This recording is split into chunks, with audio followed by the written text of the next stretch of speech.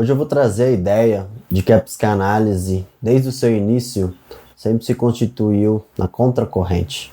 Isso é uma ideia que eu li a partir de um texto do Laplanche e vou trazer um pouco para vocês. O Laplanche fala que desde o seu início, a psicanálise ela já nasce fazendo frente a algo. Não é à toa que o Freud caracterizou o nascimento da psicanálise como um golpe no amor próprio do homem. Nessa época, se falava muito nesse sentido, homem, mas ele está falando dos seres humanos. Vamos quebrar essa por Freud, vai? Mas o que o Freud está querendo dizer é que foi um golpe nos ideais da visão do ser humano como um ser humano racional. Inclusive, muitas pesquisas na psicologia, elas seguiam um pouco nessa lógica, inclusive com os ideais de métricos para confirmar, assim, esse ser humano lógico. O Freud vai tentar inverter tudo isso. Ele vai falar que não só nós temos desejos inconscientes, nós temos impulsos inconscientes, como eles não podem ser completamente domados.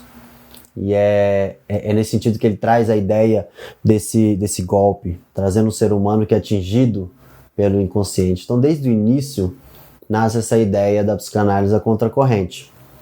Mas ela é contracorrente também se a gente for pensar, por exemplo, na situação analítica, em que muitas vezes o trabalho do analista é justamente ir na contracorrente do desejo do analisando, de justamente não dar aquilo que ele tanto está buscando.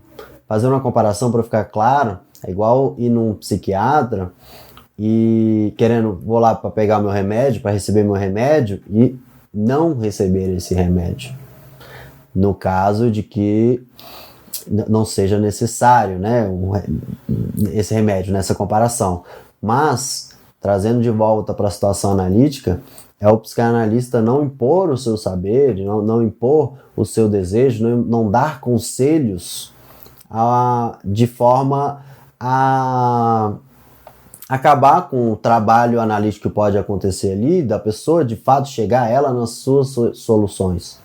Então a ideia da psicanálise é sair desse lugar de dar conselhos, que é diferente de não dar ajuda, mas que você possa permitir dar condições para que surja algo novo e não simplesmente confirme o que está pré-estabelecido ou que é o desejo mais do analista do que do seu paciente.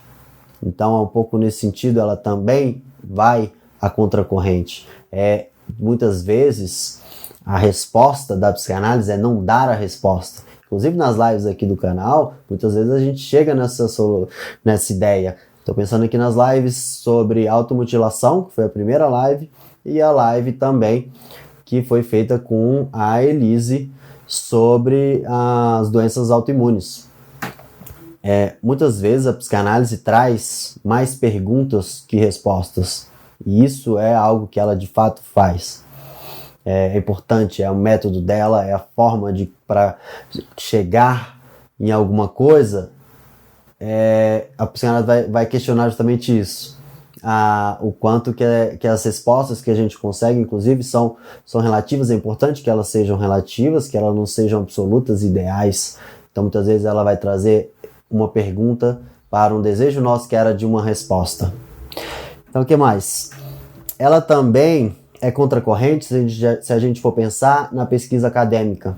Na pesquisa acadêmica que possui, por exemplo, você tem um projeto aprovado no Conselho de Ética, você precisa fazer um projeto, e toda pesquisa com seres humanos exige uma aprovação em um comitê de ética. E nesse projeto você tem que colocar lá, por exemplo, resultados esperados.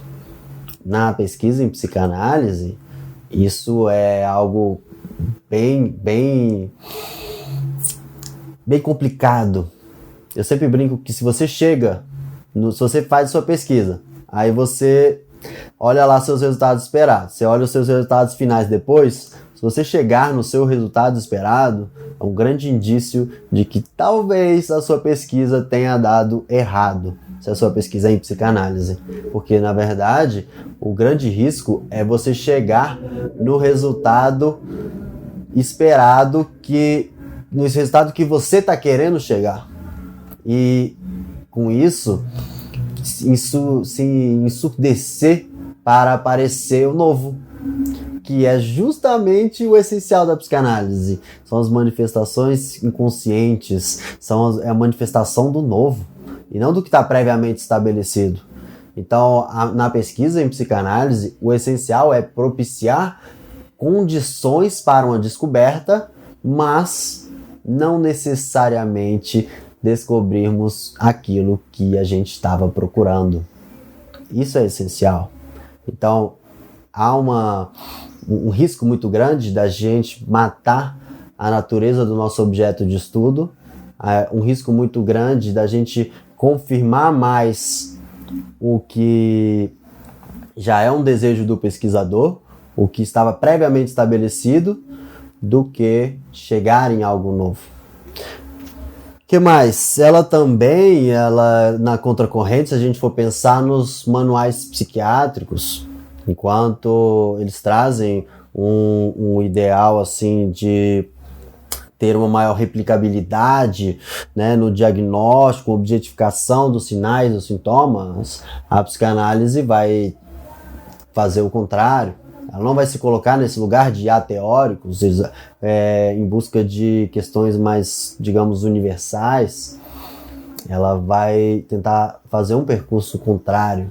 Ela vai assumir que não tem como você ser ateórico, né?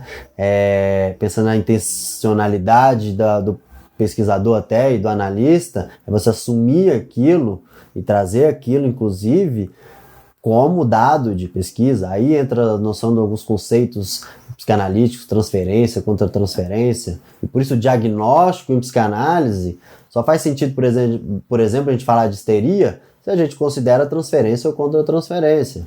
Se você não considerar isso, esse conceito se torna raso e impreciso, que é a justificativa, inclusive, dos manuais para não terem mais adotados esse conceito lá para o DSM-3, se eu não me engano, foi quando o conceito de histeria foi, digamos, mais ramificado em outros que eles tentam ser mais objetivos.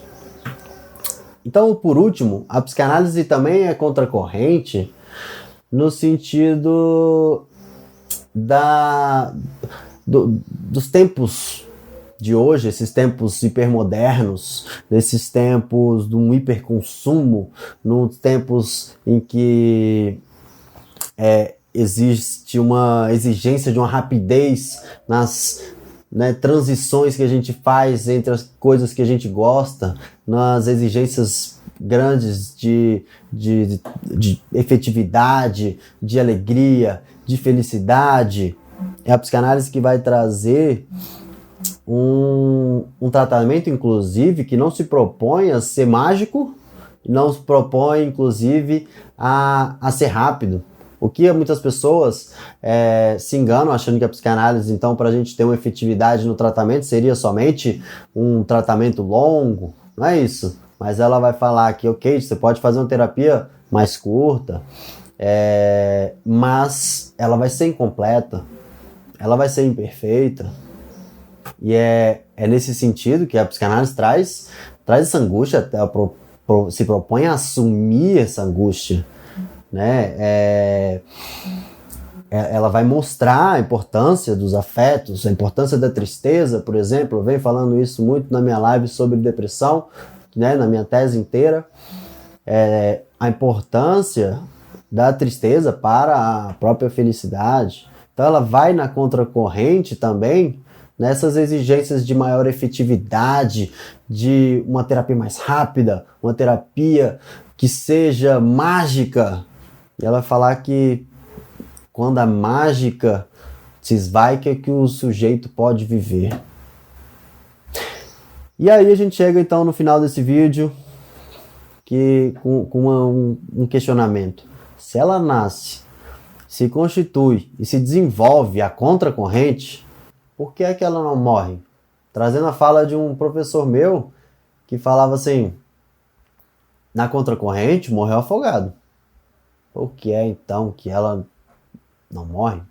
E aí que para mim tá a beleza da psicanálise, que mesmo tendo tudo para morrer, ela ainda se faz presente e se faz importante. Está aí a grande importância da psicanálise. Por isso que ela não morre. Por mais que ela esteja, na minha opinião, e da do Laplanche também, a contracorrente desde o momento que ela nasceu e até os tempos de hoje, né, mais de 100 anos depois, ela se faz presente porque ela se faz muito importante para fazer, inclusive, esse contraste. Não é à toa que precisamos tanto da psicanálise. O que você acha disso tudo? Deixa aí seus comentários, o like, se inscreve no canal, aquela coisa toda. E até a próxima.